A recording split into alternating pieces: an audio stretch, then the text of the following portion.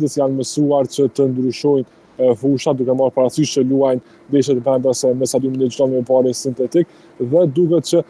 sipas Zika Ramadanit për futbollistët që ai udhëheq nuk do të jetë fare problem ambientimi i skuadrës kampionit në fuqi Kosovës në këtë ndeshje. Prezent janë një numër i madh i gazetarëve të cilët kanë lutuar me skuadrën e Dritës për të përcjellë nga afër këtë ndeshje, dhe drejtuesit e skuadrës Dritës, drejtori sportiv Alen Zumberi dhe pjesa tjetër e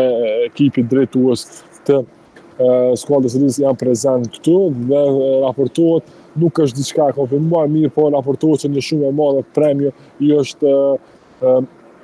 premtuar futbollistëve në rast kualifikimi tutje. Në rast kualifikimi do të ishte një sukses po ashtu historik, për shkak që Drita do të bëjë pjesë 1/8 së finales së ligës së konferencës. Pra, apërdita këtu janë të gjitha detajet,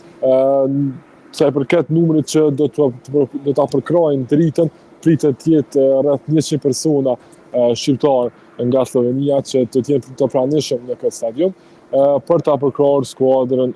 nga Gjilani. Derisa këto janë pamjet e fundit që vijnë nga Celje, futbollistët e Dritës, kjo pjesa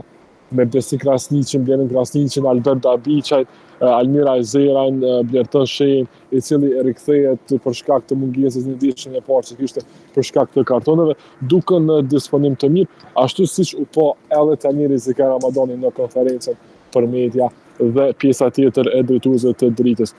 Për trajnerin, çka do që arrihet nesër, normalisht që kërkohet kualifikimi tutje, por çka do që arrihet nesër për të duket të jetë një sukses i përmbushur si trajner dhe si skuadër nga Kosova, për shkak që kundërshtari i Dritës në këtë rast Celje është disa herë pjesëmarrës në